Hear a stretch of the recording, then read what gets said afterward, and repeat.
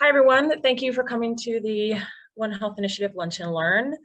We are very, very excited to bring in this speaker today, who's a former Vol himself, Dr. Paul Plummer.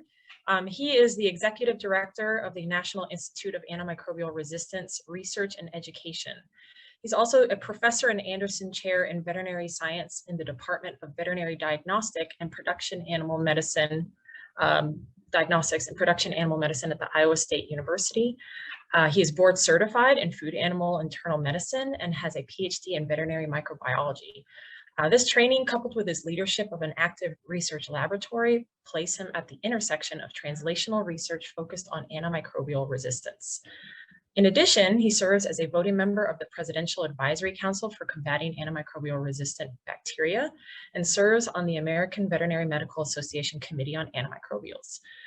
Today, he will talk a lot about his research and why we should be aware of antimicrobial resistance today. So without further ado, I will send it over to Dr. Paul Plummer. I appreciate it very much. And indeed, it is an honor and a pleasure to be here. I was actually on campus. I was down visiting family, have quite a bit of family there in the Knoxville area. So I was down on campus for most of the day Friday, got to meet with some of you, and I'm virtually with you today back in Ames.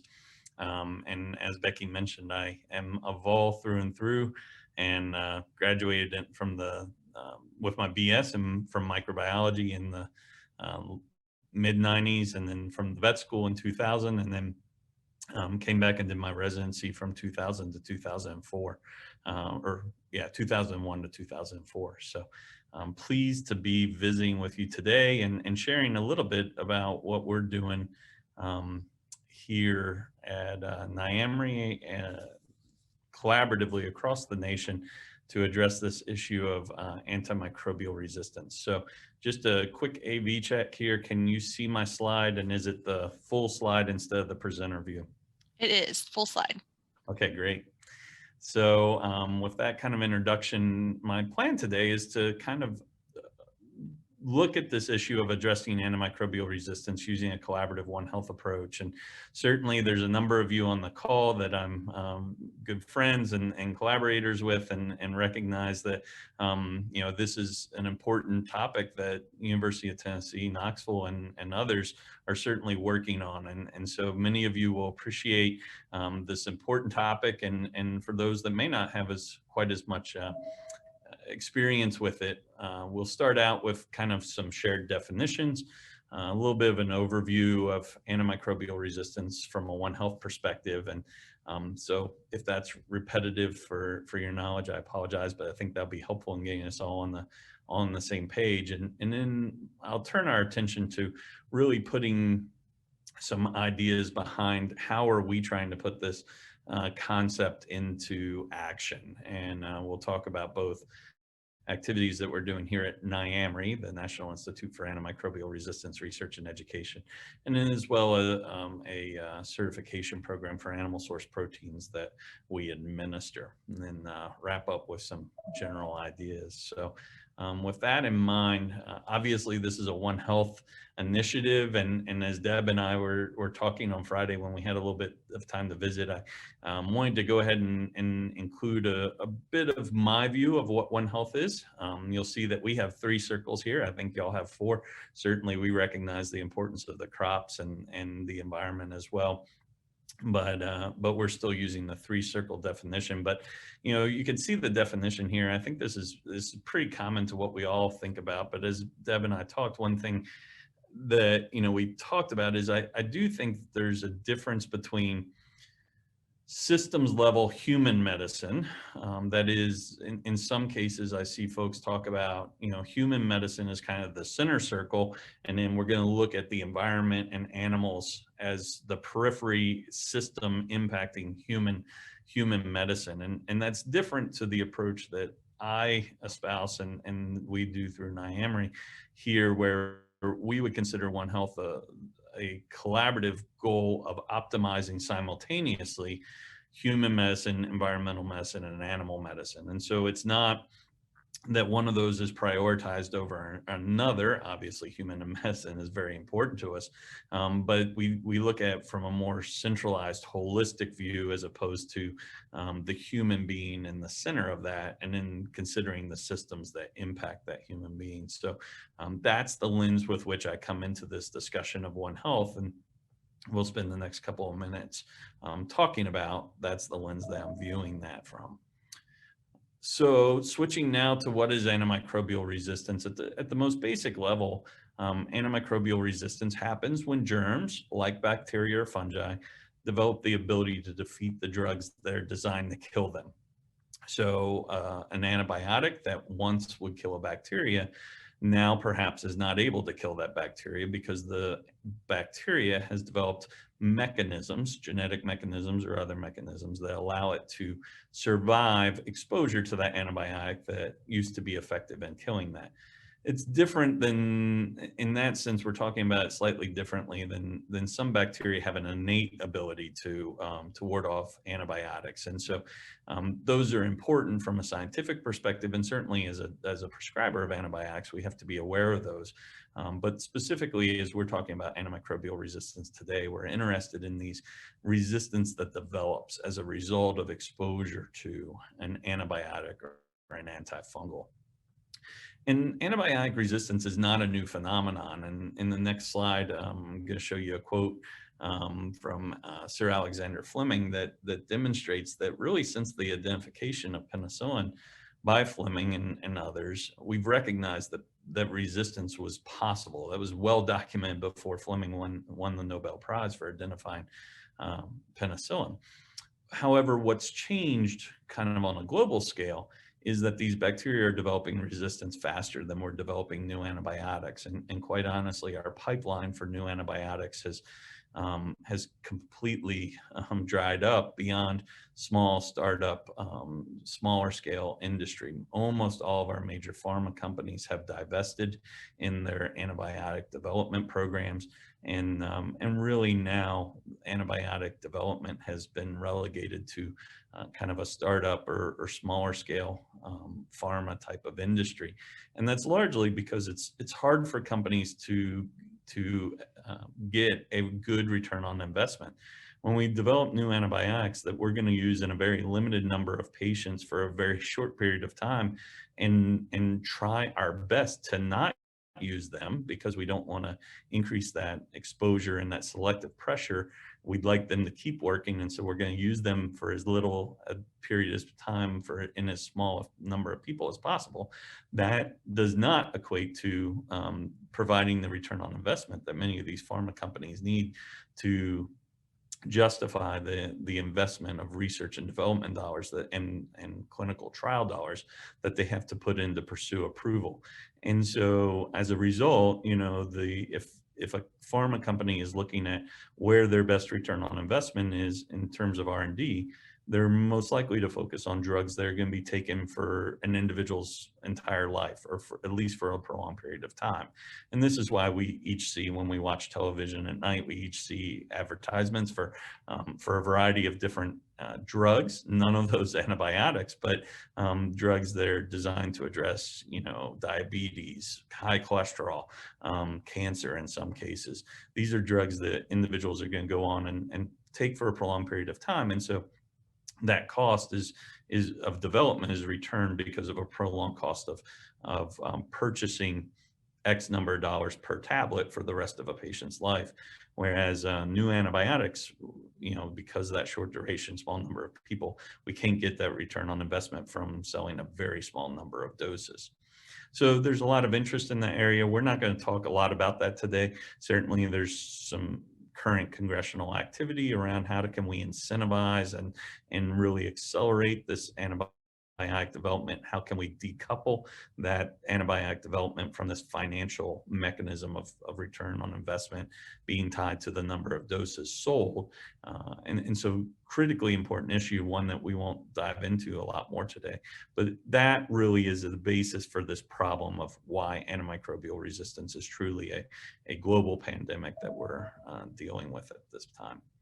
And just for completeness sake, I mentioned here, this was part of Fleming's Nobel Prize speech, where he said the thoughtless person playing with penicillin treatment is morally responsible for the death of the man who succumbs to infection with the penicillin-resistant organism. So resistance itself is not a new phenomenon. What is new is we're now, for the last couple of years, for the first time in our history of using antibiotics as a major mechanism of improving and supporting health of animals, humans, and the environment. We've come to a period where resistance is developing more quickly than those antibiotics are being developed, and we're facing an inability to treat diseases that we could have 10 years ago now with antibiotics. So again, this is a One Health group, and I'm not going to spend a lot of time on this, but just a quickly point out this image that's from the CDC Threats, Antimicrobial Resistance Threats document. It's referenced there at the bottom. It's available online, and I think it does a good job of demonstrating the One Health nature of this issue. And so, there on the top left, you can see the human hospital. Obviously, we think about patients and hospital-acquired infections. All that's really important, but you can see it also highlights right outside the front door the effluent. So wastewater effluent coming from those hospitals has high concentrations of antibiotics and antibiotic-resistant organisms that are excreted in urine and feces from patients receiving those treatments in the hospital, and those move into our wastewater treatment plants and waterways. Obviously, we have individuals leaving the hospitals to go home, potentially carrying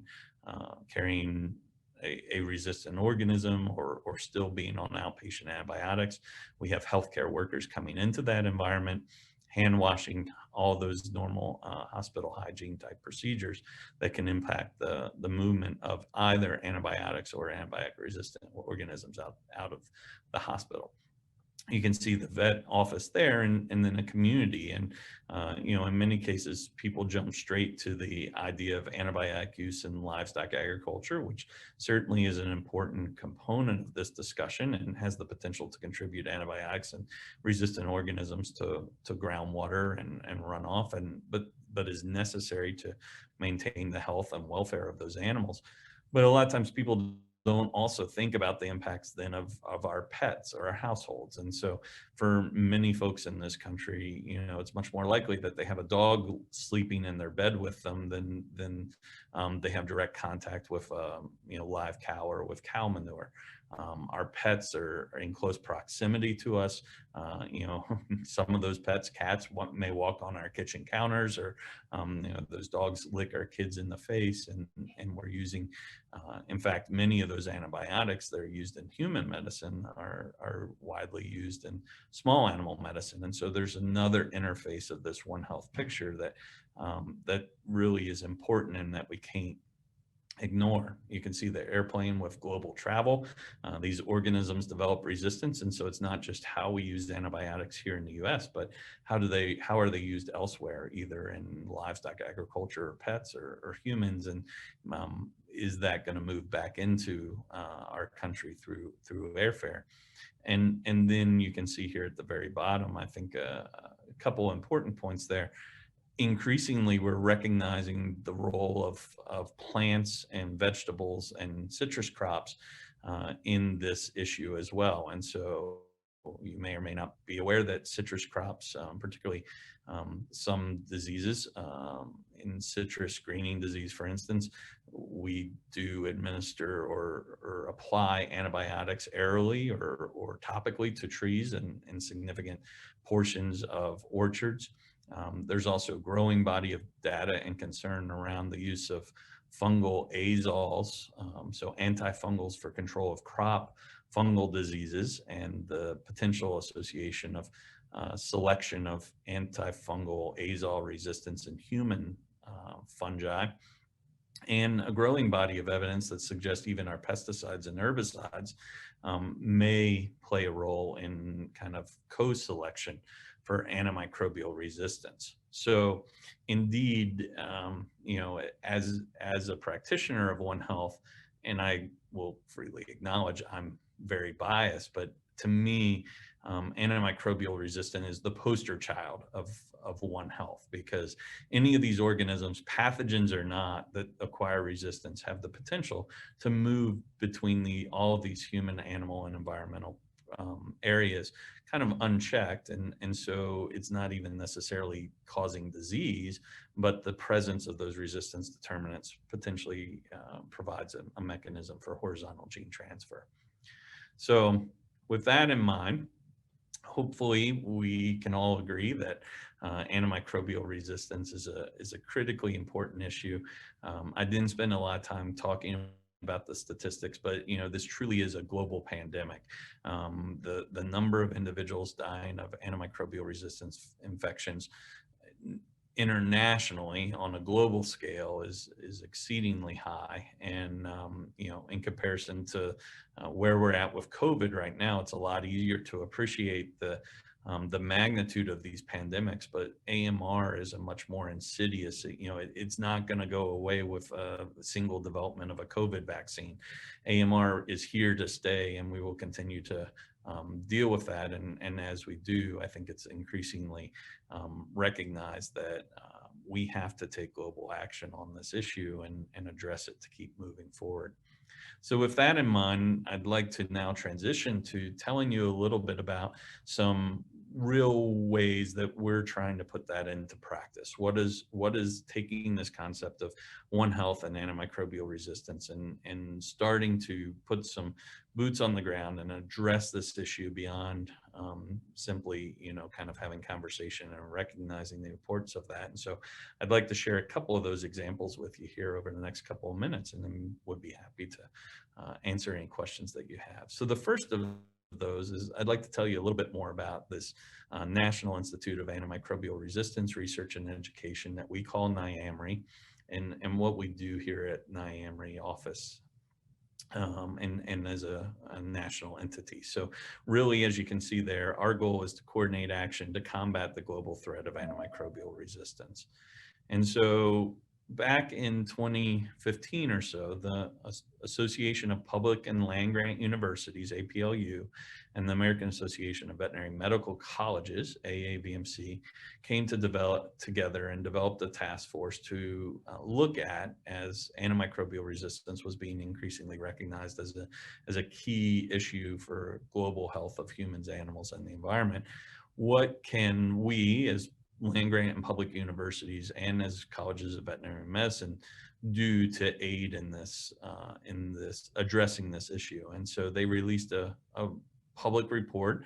Some of the folks on the call were involved in that task force and the public report, and that's available on the APLU website. And one of the key outcomes of that report was, they identified this issue that in many cases, particularly across academic institutions, the efforts were disjointed, not only across the disciplines of human, animal, and environmental health, but also between different academic institutions. So in many cases, teams at both places might be working on the exact same thing, but didn't have awareness of another team doing that. Or likewise, veterinary researchers at the vet school might be working on a particular, E. coli resistance pattern, and human researchers at the human hospital down the road might be doing the same thing, but there wasn't cross-pollination of these, shared understanding across the One Health spectrum. They also identified that it was, in some cases, not easy to identify who was working on that problem. You could certainly go into kind of research archives and try and dig that out. But in terms of, for instance, a company or a government entity, saying, well, I need an expert on this specific issue. In many cases, it was somewhat time consuming and hard to identify that, particularly if you find somebody that had that information in humans and then another person with it in animals and perhaps the environment. And as we all appreciate, sometimes it's difficult to collaborate across, academic, private industry and academic lines and even interinstitutional lines. And so the solution that was outlined in this report was to establish a national institute that helps the stakeholders to locate resources, identify influencers, promulgates collaboration and sharing, and then works collectively to address this issue broadly at a national scope with influence on the international components as well. So that was the process, or the thought process behind the development of this National Institute. And how did that, kind of really come about? The APLU and AAVMC then in 2018 issued a call for potential host for this institute. We here at Iowa State led a coalition along with the University of Nebraska-Lincoln, the University of Nebraska Medical Center in Omaha, the University of Iowa Medical Center, and Mayo Clinic in Rochester, Minnesota. We had already been working together as a regional consortium to address AMR. And so we submitted a collective proposal through one Iowa State University, and there was 8 other proposals from around the country to host. Ultimately, through that process, we were fortunate to be selected to host NIAMRI, but it was one of those prizes that came with no prize, really. So we got the title, but there was no funds to set up NIAMRI per se. And so the University of Nebraska-Lincoln and Iowa State University both collectively agreed to invest considerable funds at a level of about $500,000 per year for 3 years, for a total of $1.5 million, to be the seed funds to continue to set up this National Institute. And so now through that process, we've been working to develop our sustainable financial model that we'll briefly talk about here in a little bit. So who are we and what do we do? Our first step in that 2019 was to reach out to those other institutions that had applied to host. And the thought process there was that those institutions had gone through the same process we had of thinking about, how do we make this work? How do we break down some of these barriers? How do we, how do we fund this long term? Obviously, we have 3 years of funding, but how do we make that sustainable so this doesn't, completely fall apart after 3 years? And what does our shared vision and mission look like? And so we spent 2019 largely working with those other institutions that had applied to host, that were interested and willing to work with us at no expense to them, to develop this shared vision and mission that you can see here.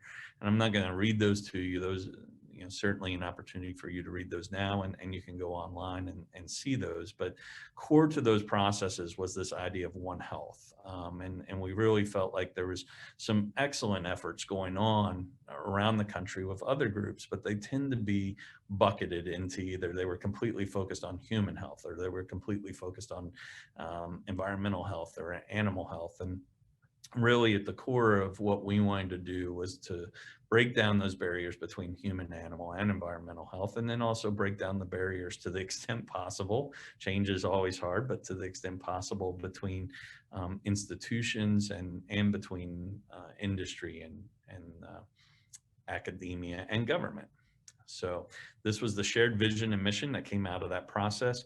And those other institutions were our founding members. So in terms of our financial structure, it's kind of a portfolio of opportunities. Some of that's grant funding, but we recognize that grant funding comes and goes, and so we can't rely on that as our long-term sustainability. So an important part of our long-term sustainability is an annual membership fee. And so institutions, academic institutions, pay an annual membership fee based on their Carnegie ranking as a research intensive or less research intensive school. Industry pays an annual membership fee based on their number of employees, and then government and allied affiliate groups have a no cost but no vote membership opportunity as well. Paying members have a vote in our advisory council that moves forward in our priorities. So in 2020, early 2020, of course, this was when COVID was starting to rear its ugly head, but we initially pulled in and formally accepted as members 10 academic institutions that I'll show you here in a little bit. And then in late 2020, as COVID was still raging its head, opened our membership archives for industry and any academic institution that wants to participate in our activities. So what do we do? Well, first off, I want to say that we take a broad approach. So for us, antimicrobial resistance isn't just benchtop antimicrobial resistance. It's anything that impacts the use or stewardship or prevention of disease that ultimately then allows us to reduce our use of antibiotics. So social science approaches to these, changing behavior is critically important. Science communication is critically important. Economics and ethics are critically important. On the science side, though, it extends beyond the antimicrobial resistance benchtop work and includes precision agricultural approaches, either in crops or in livestock or humans, that allow us to identify a single sick pig in a pen of pigs earlier, and perhaps instead of having to treat the whole barn of pigs, treat a pen or an individual pig.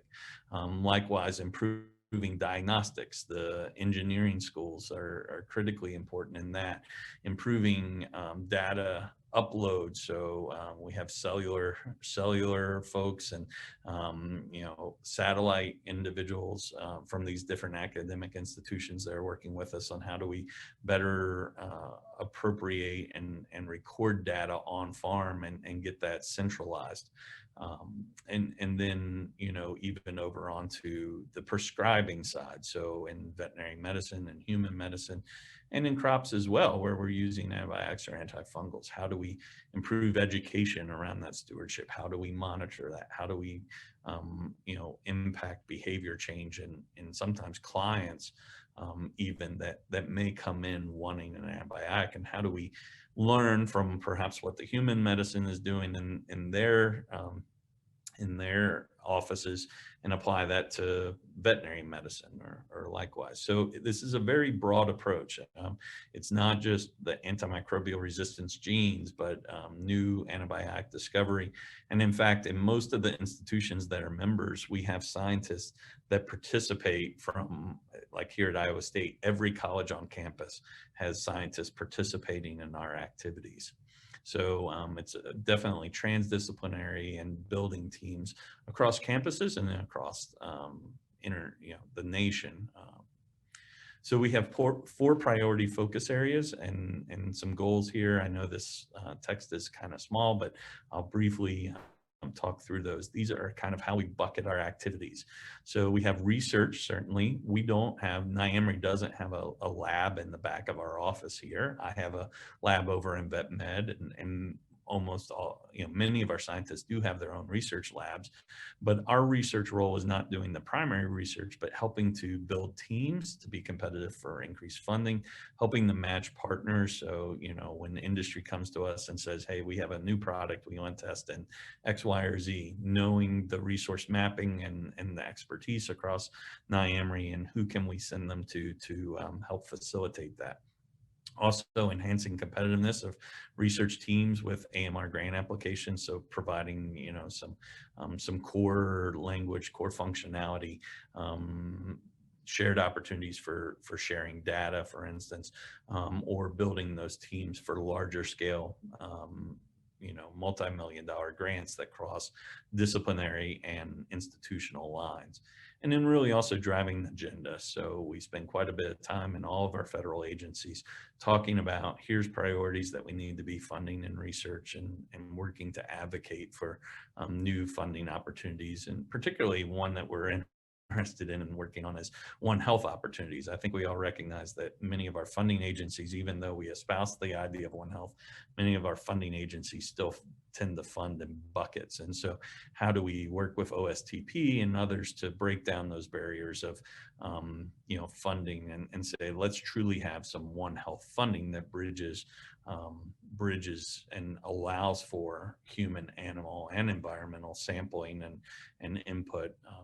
Whereas right now, a lot of times NSF says, oh, that's health, we don't do that. Or NIH says that has animals, we don't do that. So those are those areas that we kind of combine with our advocacy efforts. Education is important to us, so I'll give a couple examples of that, but we certainly utilize peer-reviewed learning outcomes to improve and implement education, provide new opportunities and resources for folks to implement that. We're in the process of developing a learning management system on our NIAMRI website that allows us to share that information, and really focusing quite a bit on science communication of antimicrobial resistance. And how do we improve that so that when we talk to a lay audience, this is really a complex issue. It has a lot of nuance, and how do we help them navigate that nuance to come to a decision that they understand and can make a best decision using that information. Advocacy is really important to us.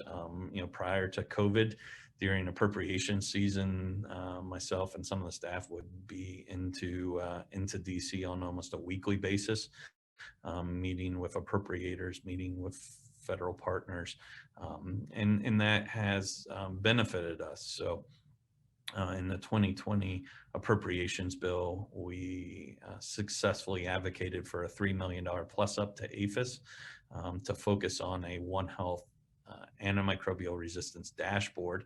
I'll tell you briefly about that dashboard here in a few minutes. So that was appropriated and signed into law with when President Trump signed the omnibus bill in December of 2020. Current language in the I guess that would have been 2021 appropriation cycle. Current language in the 2022 appropriation cycle adds to that an additional $2 million of funding for that effort, with intent language for $5 million a year thereafter on an annual basis. So, that's one example of these, how our advocacy efforts have driven that. And that's largely because we're working across those NIAMRI lines and have these 10 academic institutions all with a common message around this issue and common shared vision and information. And we're able to move that forward with some specifics. And as I said, another focus of the advocacy efforts right now around promoting this interagency funding mechanisms for One Health, and then also an interest as the Farm Bill is coming up, and how do we potentially look at providing data security for antimicrobial resistance or antimicrobial use data. Right now, much of the funnel or the inability to get and share that data relates to confidentiality concerns and liability concerns that could largely be addressed if we had something akin to HIPAA-like protections for agricultural data.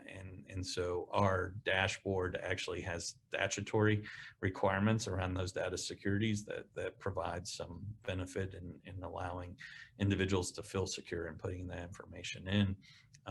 But also how do we kind of provide that more broadly so that we can open up sharing of that data and move that forward with artificial intelligence and machine learning, and really identifying trends that we see there because of the larger, bigger data sets that become available when we knock down. And those that are in the data security area clearly know, data privacy around agricultural data, precision agriculture, digital agriculture are equally concerned about these issues. And so we need to address those moving forward.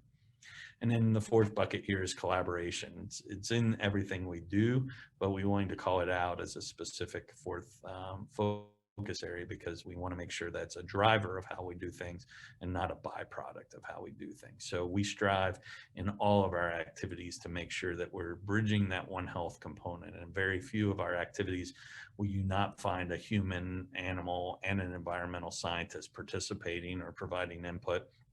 And so we really try and walk the walk when we talk about this One Health approach. So, how's it going? This is our fairly up-to-date map. We have 30 members now, coast to coast. That's tripled in the last about year. And so we continue to bring in new members on a weekly basis almost, it seems like. Waxes and wanes with summer slows down a bit, but those represent academic, industry, and affiliate groups. And just to give you a picture of our academic members here, my slide seems to have froze up. But Iowa State University, Kansas State University, North Carolina State University, UC Davis, Ohio State, Florida, University of Georgia, University of Illinois, Iowa, and University of Nebraska, Lincoln.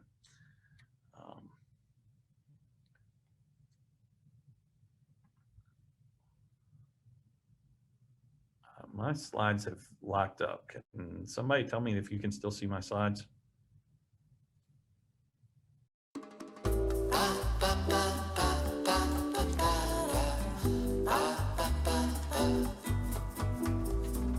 The the examples, I'm not sure exactly where it dropped off, but I was talking about the antimicrobial resistance dashboard that we're working on and how that's designed to address some of these issues across One Health and the complexity of sharing data across One Health, as well as the data security issues. And developing that, we currently, in comparison to something many of you may be familiar with, like the NARMS database, if we look at the size and scope and scale of our database, it's considerably larger than that. So for instance, the NARMS focuses on 4 major organisms. There's some broadening of that as well, but in our database, we have 272 different bacterial organisms representing 29 host species, as opposed to primarily being focused on retail meat, and 17,000 plus isolates, and that's just from a very small starter data set that we put in from several diagnostic labs. So as we continue to grow that dashboard, we believe that there's significant opportunity and benefit of applying some of these data sharing, as well as the machine learning and artificial intelligence opportunities to these larger data sets, including even MALDI-TOF data that we're collecting from these different environments and moving those forward. So we think there's a significant continued opportunity there to build those and use those, and with the funding from Congress, move that forward. I think my computer's signing back in, so we may be able to get back to normal. So I'm gonna mute on my phone.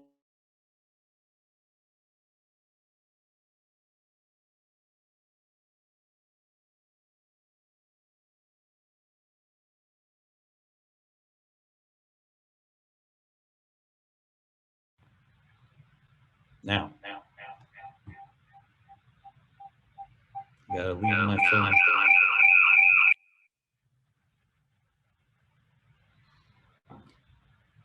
See if I can share my screen again.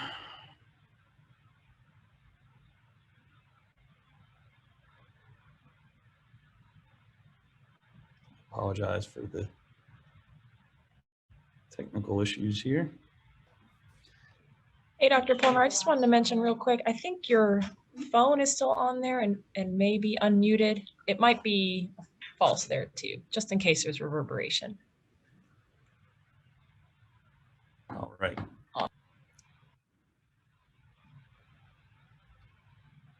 All right, so as mentioning this dashboard, the goals are certainly to improve harmonization and collection of integrated data across veterinary diagnostic labs and across the One Health spectrum of environmental and human samples, and the long-term goal of a controlled access database that's has a publicly curated component as well.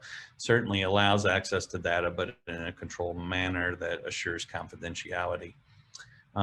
So another example of this integration of One Health that I quickly wanted to address here was a program that we oversee through NIAMRI. This is actually an independent 501c3, but we oversee the data collection and scientific oversight of this issue, or of this program called Responsible Animal Care One Health Certified Program.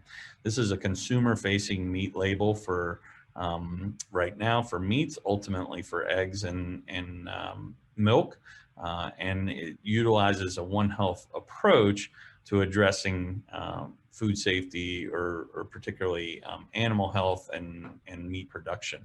So I'm not going to go through all of the details of this in the interest of time. I know we're almost out of time with these technical issues, but suffice it to say that this is a PVP program that's administered through the U.S. Department of Agriculture Ag Marketing Service, and it evaluates 5 core components of production on farms. Similar or other PVP programs that you might be aware of would be, for instance, labels like no antibiotic ever or vegetable fed, cage free. There's a number of those other labels. However, many of these labels we feel like fall short on the One Health spectrum. So for instance, in a no antibiotics ever label, in some cases, those animals do need to receive antibiotics, and so they can be removed from that no antibiotics ever pipeline, but then when they receive antibiotics, they now have to be marketed through a second tier system. And so this program, One Health Certified, goes around that, is systems based. All the animals in the production system move through that same pathway and carry the same label, but we remove some of the unintended consequences of these more narrowly animal-centric certification programs that only focus, for instance, on welfare, or they may only focus on antibiotics. Ultimately, we recognize through a One Health perspective that antibiotics, animal health, welfare, and environmental impact and environmental footprint all are inextricably tied together. And so developing these marketing programs around a single entity can lead to trade-offs and unintended consequences. And we see that with published data demonstrating that raised without antibiotic labels, whether they're turkey, chicken, or meat, universally have concerns from veterinarians in those systems about animal welfare outcomes as well as animal health. And so if you're interested in that, I can send you those manuscripts and discussion, but the unintended consequences here were really the driver for the development of this new program that again is administered through NIAMRI. So this One Health Certified program is a PVP open to all producers. Right now we have turkey and broiler labels. Swine will be coming out shortly in the next year or so, and then moving into the others. It's different because it's the only program that crosses multiple commodity groups with core principles that cover the entire animal raising process. It's an outcomes-based continuous improvement process. So we actually collect all antibiotic data, the dosage use, why they're being treated, as well as an outcome. Did they improve with that treatment? We collect all the information for a carbon footprint and life cycle assessment. And then we mix that all into this large data set that NIAMRI administers in evaluating and developing through this continuous process improvement, where the standards are updated every 3 years based on the data and the evidence base that we get from that shared and collected data. So again, this is not a we administer at NIAMRI, we administer the program, but it is an independent 501c3 that runs the program. We provide the scientific support for it, as well as the data collection and data analysis component of that. So, we already talked about the One Health component of the antimicrobial resistance dashboard. And in this case now, this is an example of how we're collecting antimicrobial use data on livestock and then moving that through in a continuous process improvement to really understand from an evidence-based perspective what antibiotics are being used, are they being effective, how is that antibiotic use impacting welfare. So there's 5 pillars of this program. There's a biosecurity pillar, so farmers are required to have biosecurity plans. There's an antibiotic use pillar. There's a animal health plan pillar, an environmental footprint pillar, and an animal welfare pillar.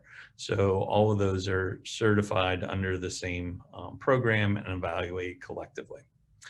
So I know we're short on time. There was a couple other things I was going to share around interprofessional education and some initiatives we have in that area as it relates to our education budget or bucket. and then some science communication topics that I was going to share. But I think with our timing and our AV challenges here, I'm going to stop there, open it up to questions, and would be happy to then continue the discussion with those that have questions after the meeting today as well.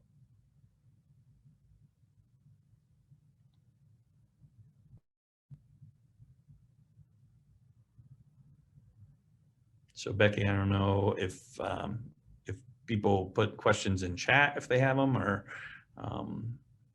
yeah, you can put your questions in the chat, or everyone is able to unmute themselves now. So however you want to do it. And again, my apologies for the AV challenges. I'm not sure what happened there. No, you recovered well. Yeah, any questions, feel free to throw them out there.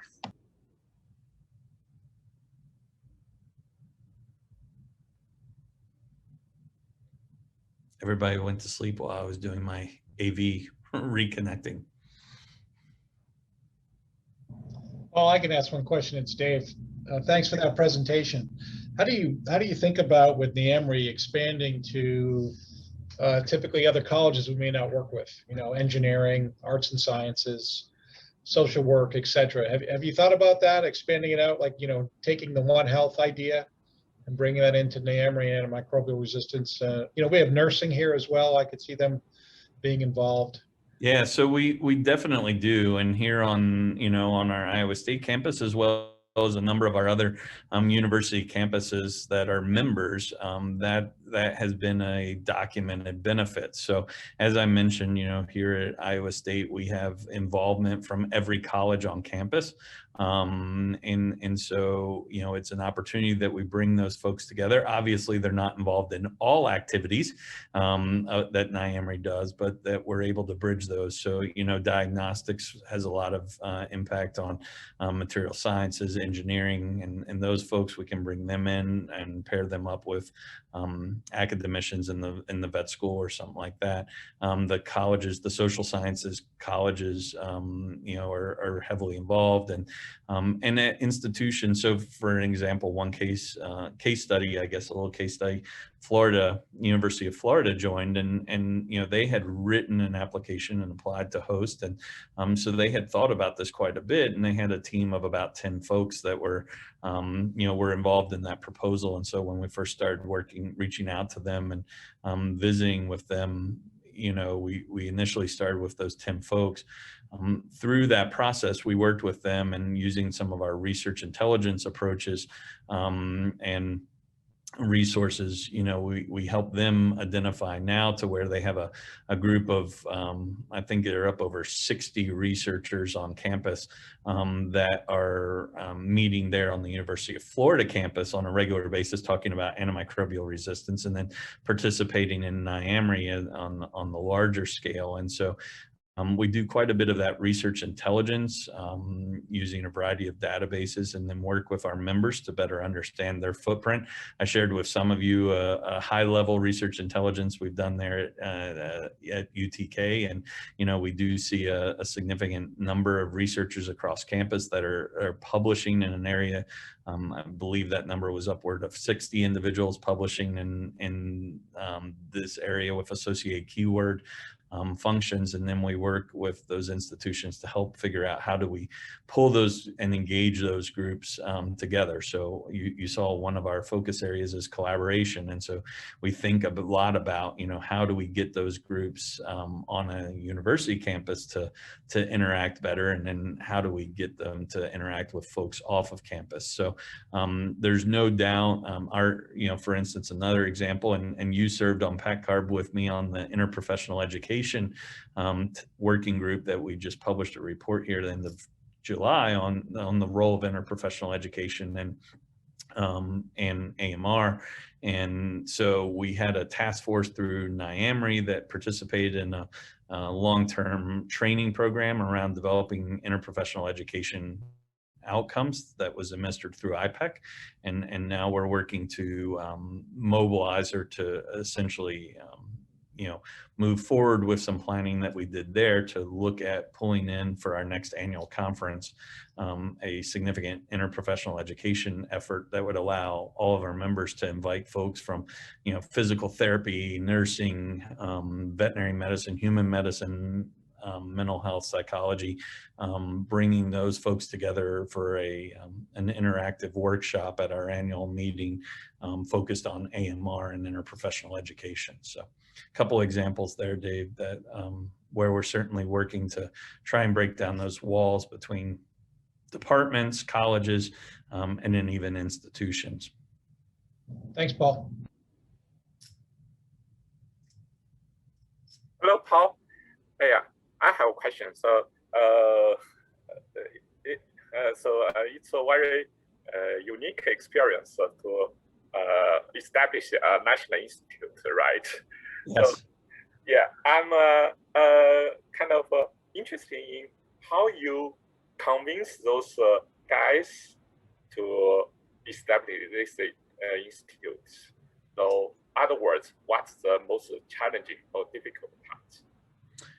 Well, so, the idea for the Institute wasn't one that we initiated. That came from the Association of Public and Land Grant Universities and the American Association of Veterinary Medical Colleges. So we had a little bit of, I would say provenance or this was kind of a national scope right from the start.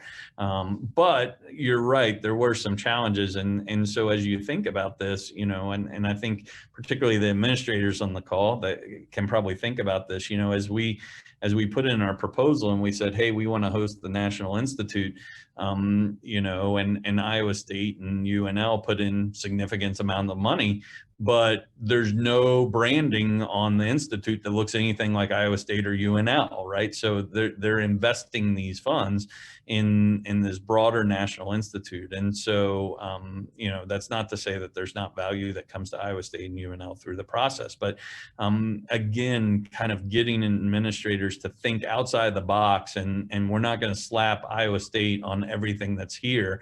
You can go to our website, and other than our address being listed in the Iowa State Research Park, that's about as far as you're going to find anything Iowa State centric on it. And so even within our own institution, and luckily they were very good at it, and we didn't have to convince too hard, but we had to break down this silo of, well, we want our name in the front of everything, and really make this a collaborative interinstitutional effort. And so I think that's one of the biggest challenges as we interact with other institutions that would potentially be interested in joining, and we'd love to see UTK join and stuff. But it's kind of getting in that mindset of, can we think beyond our institutional borders? Certainly, we want to build capacity on an institutional scale, and so that's why we try and help institutions pull their folks on campus in this area together. But how do we get institutions and administrators to think beyond that? And let's start thinking about this at the national scale, and that doesn't mean that an individual institution has to give up their research agendas or their priorities at all. I mean, it's not like we circumvent and take all of that, but at some level, how do we share that information, and what do we do that really helps that collaboration build? And so it's kind of a different mindset than what land grant and public universities and industry have traditionally done. And so getting everybody to kind of think in that mindset sometimes is a challenge.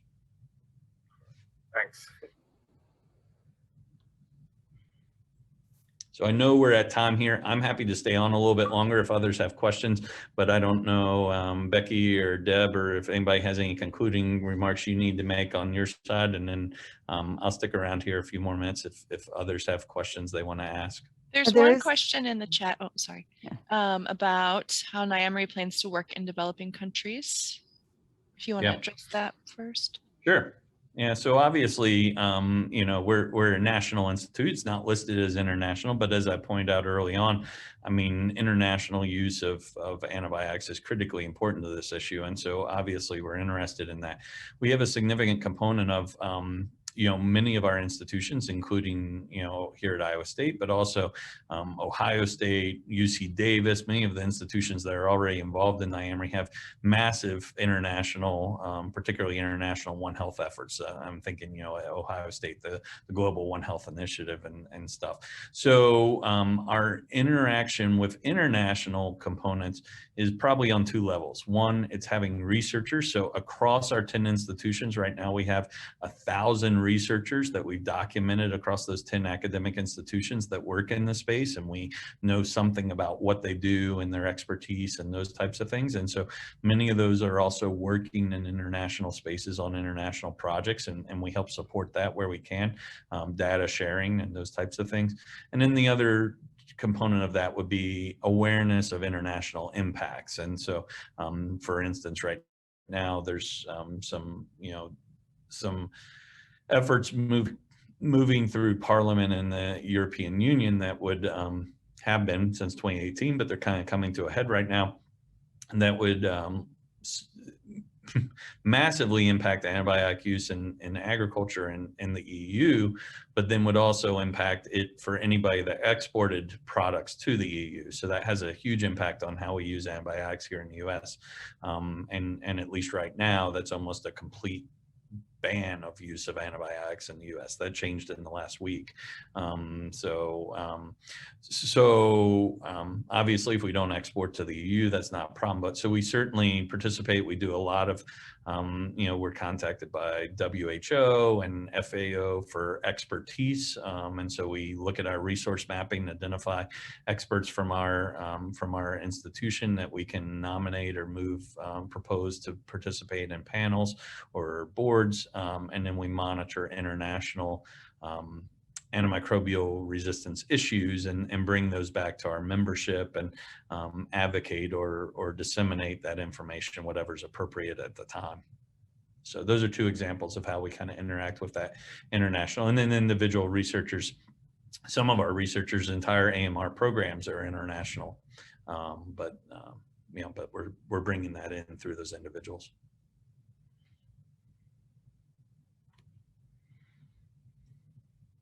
Excellent. Thank you so much.